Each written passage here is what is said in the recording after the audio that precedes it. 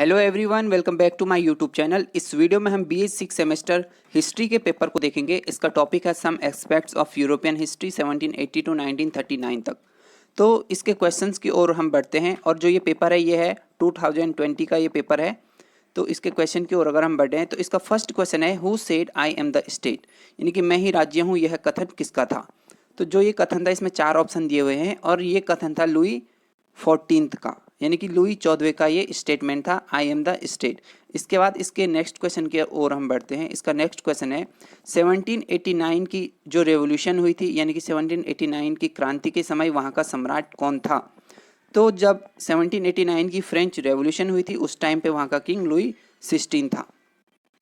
इसके बाद question number 3 है हमारा, who was the author of the book spirit of law, यानी कि कानून की आत्मा पुस्तक के लेखक कौन थे? तो मॉन्टेस्क्यू के राइटर थे। ऑप्शन नंबर सी इसका राइट आंसर है। तो इस टाइप के क्वेश्चन भी पूछे जाएंगे तो आपको इनके नाम याद कर लेना है कि किस बुक के ऑथर कौन थे या किस बुक के राइटर कौन थे। तो इसके बाद जो हमारा नेक्स्ट क्वेश्चन है, क्वेश्चन नंबर 4 है हमारा, किसने कहा था यदि ईश्वर का अस्तित्व नहीं है तो उसे उत्पन्न करना आवश्यक होगा? तो ये कहा था वोल्टेयर ने कहा था कि यदि ईश्वर का अस्तित्व नहीं है तो उसे उत्पन्न करना आवश्यक होगा। तो ये जो फ्रेंच यानी कि जो फ्रेंच रेवोल्यूशन के टाइम पे जो फिलोसोफर थे उनसे भी क्वेश्चन आते हैं कि किस फिलोसोफर ने या किस दार्शनिक ने क्या कहा था। उसके बाद नेक्स्ट क्वेश्चन हमारा क्वेश्चन नंबर 5, लुई 16 की रानी का नाम क्या था? यानी कि लुई 16वें की रानी का नाम क्या था? तो ऑप्शन नंबर सी इसका राइट आंसर है, मैरी एंथोनेट इनकी वाइफ का नाम था। इसके बाद नेक्स्ट क्वेश्चन है हमारा, who was the author of the book social contract. इससे पहले भी हमने एक बुक का नाम देखा था, लेकिन जो एक क्वेश्चन है यह है सामाजिक समझौता, यानी कि सोशल कॉन्ट्रैक्ट नामक जो बुक लिखी गई है उसे किसने लिखा हुआ है? तो ऑप्शन नंबर ए रूसो ने इसको लिखा हुआ है। तो इसके बाद हम इसके नेक्स्ट क्वेश्चन की ओर हम बढ़ते हैं। तो क्वेश्चन नंबर 7 है, नमक पर लिया जाने वाला कर कौन था? सॉल्ट पे जो टैक्स लिया जाता था उसका नाम क्या था, ये बताना है। तो इसका right answer option number C गाबेल होगा। तो जो सॉल्ट पे टैक्स लिया जाता था वो गाबेल था। एक बार आप इसको गूगल करके देख लीजिएगा। वैसे तो सी ही इसका राइट आंसर होगा। तो जो टाइथ होता था, टाइथ उस टाइम पे जो चर्च के द्वारा या चर्च पर जो कर लिया जाता था उसे टाइथ बोला जाता था, लेकिन इसका जो सॉल्ट पे टैक्स लिया जाता था वो गाबेल था। ऑप्शन नंबर सी इसका राइट आंसर होगा। फिर भी आप एक बार कंफर्म करने के लिए देख लीजिएगा। इसके बाद क्वेश्चन नंबर 8 हमारा, डायरेक्टरी शासन का अंत किसने किया था? तो डायरेक्टरी को अंत किया था नेपोलियन बोनापार्ट ने। ऑप्शन नंबर बी इसका राइट आंसर है। उसके बाद क्वेश्चन नंबर 9 है हमारा, टिलसिट की संधि हुई थी। तो टिलसिट की संधि हुई थी ऑप्शन नंबर ए 7 जुलाई 1807, यानी कि 1807 को टिलसिट की संधि हुई थी। इसके बाद नेक्स्ट क्वेश्चन है क्वेश्चन नंबर 10, 1830 की क्रांति के समय फ्रांस का राजा कौन था?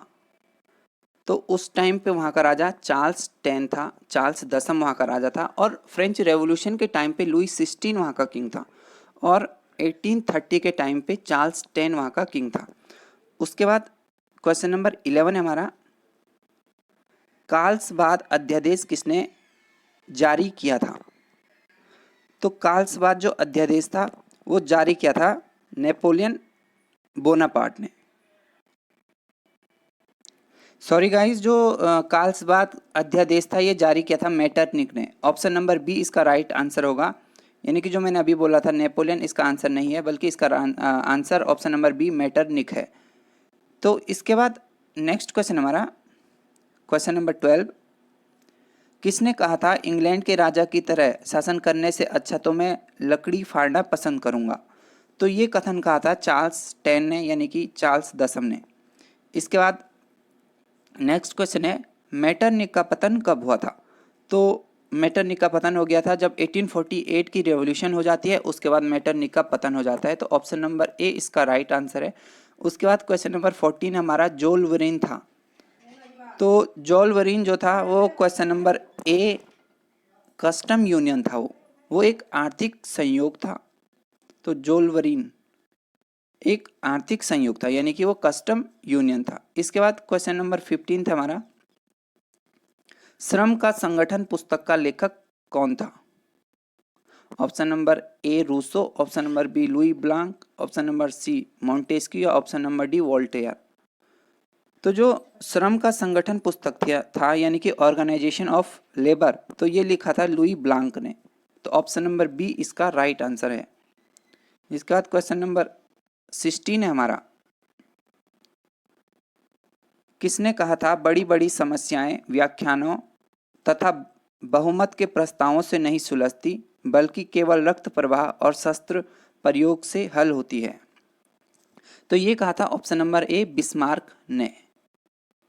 उसके बाद नेक्स्ट क्वेश्चन हमारा, इटली की आत्मा कहा जाता है? तो इटली की आत्मा यानी कि सोल ऑफ इटली बोला जाता है ऑप्शन नंबर ए काबूर को। और जो मेजनी है, मेजनी को बोला जाता है हार्ट ऑफ इटली। तो आपको याद रखना है, अगर पूछा जाएगा कि इटली की आत्मा किसे कहा जाता है, तो काबूर को इटली की आत्मा कहा जाता है। और जो मेजनी है, तो मेजनी को हार्ट ऑफ इटली बोला जाता है, यानी कि इटली का दिल मेजनी को बोला जाता है। तो इस क्वेश्चन के अकॉर्डिंग इटली की जो आत्मा है वो ऑप्शन नंबर ए काबूर को बोला जाता है। इसके बाद क्वेश्चन नंबर 18 है हमारा, मेरा संघर्ष पुस्तक का लेखक कौन था? Who was the author of the book Mein Kampf? तो इसके राइटर थे option number D Hitler. Hitler ने लिखी थी मीन कैम्फ यानी कि मेरा संघर्ष पुस्तक। इसके बाद क्वेश्चन नंबर 19 है, वियना कांग्रेस में सबसे प्रभावशाली व्यक्ति था? तो ऑप्शन नंबर डी मेटरनिक सबसे प्रभावशाली व्यक्ति था। उसके बाद क्वेश्चन नंबर 20 हमारा, पवित्र संघ की स्थापना में मुख्य भूमिका किसकी थी? तो option number a jar Alexander first की मुख्य भूमिका थी पवित्र संघ के निर्माण में। इसके बाद क्वेश्चन नंबर 21 है हमारा, एक्सला सापेल की कांग्रेस कब आयोजित हुई थी?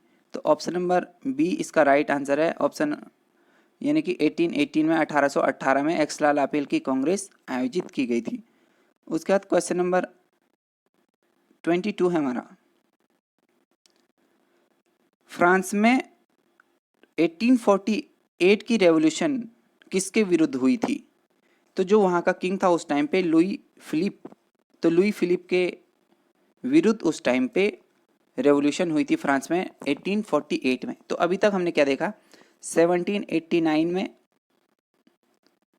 जब रेवोल्यूशन हुई थी तो उस टाइम पे लुई 16 था। उसके बाद 1830 में हमने देखा तो चार्ल्स 10 था। और ये 1848 है, तो यहाँ पर कौन किंग है उस टाइम पे? Louis Philippe. तो आपको इस टाइप से याद रखना है ताकि अगर क्वेश्चन में, अगर आगे पेपरों में आ जाएगा तो आपको सुविधा होगी। इसके बाद नेक्स्ट क्वेश्चन है क्वेश्चन नंबर 23, किसने कहा था प्रत्येक वस्तु राज्य के लिए है, राज्य के विरुद्ध कुछ नहीं हो सकता और राज्य के बाहर कुछ नहीं हो सकता? तो ये कहा था मुसोलिनी ने। ऑप्शन नंबर डी इसका राइट आंसर है। उसके बाद क्वेश्चन नंबर 24 है हमारा, प्लाम्बियर्स का समझौता हुआ था, यानी कि प्लाम्बियर्स की ट्रीटी हुई थी, वो कब हुई थी? तो वो हुई थी ऑप्शन नंबर बी 21 जुलाई 1858 में। इसके बाद क्वेश्चन नंबर 25 हमारा, राइन परिसंघ की स्थापना की किसने की थी? नेपोलियन बोनापार्ट ने। Option number C right answer. उसके बाद ऑप्शन क्वेश्चन नंबर 26 है, गैस्टाइन समझौता कब हुआ था? तो प्रशिया ऑस्ट्रिया के बीच में ये समझौता हुआ था, यानी कि क्वेश्चन है गैस्टाइन समझौता हुआ था प्रशा और ऑस्ट्रिया के बीच में। इसका 27वां क्वेश्चन हमारा, युवा इटली की स्थापना किसने की थी? यानी कि यंग इटली की स्थापना किसने की थी? तो मेजनी ने यंग इटली की स्थापना की थी। ऑप्शन नंबर डी इसका राइट आंसर है। उसके बाद क्वेश्चन नंबर 28 हमारा, गैरीबाल्डी का जन्म स्थान है, तो नीस में उनका जन्म हुआ था, तो option number B right answer है। उसके बाद क्वेश्चन नंबर 29 है, हार्दिक समझौता कब हुआ था? तो हार्दिक समझौता हुआ था किसके बीच में? तो इंग्लैंड और फ्रांस के बीच में हार्दिक समझौता हुआ था। ऑप्शन नंबर डी इसका राइट आंसर है।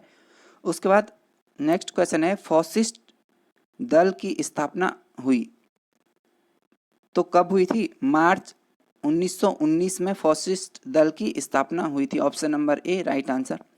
उसके बाद क्वेश्चन नंबर 31 है, त्रिसम्राट संघ में सम्मिलित नहीं था, तो इंग्लैंड उसमें सम्मिलित नहीं था, इसलिए ऑप्शन नंबर सी इसका राइट आंसर है। इसके बाद क्वेश्चन नंबर 32 है, संयुक्त राज्य अमेरिका प्रथम विश्व युद्ध में सम्मिलित हुआ था, तो ऑप्शन नंबर डी 6 अप्रैल 1917 को वो उसमें सम्मिलित हुआ था। उसके बाद क्वेश्चन नंबर 33 है, लोरकानो का समझौता कब हुआ था? लोरकानो समझौता संबंधित था, तो पूर्वी समस्या से वो संबंधित था। फिर भी आप इस क्वेश्चन को एक बार देख लीजिएगा। फिर इसके बाद नेक्स्ट क्वेश्चन है 34, राइन संघ की स्थापना हुई थी किसके, कब हुई थी? 1919 में राइन संघ की स्थापना हुई थी।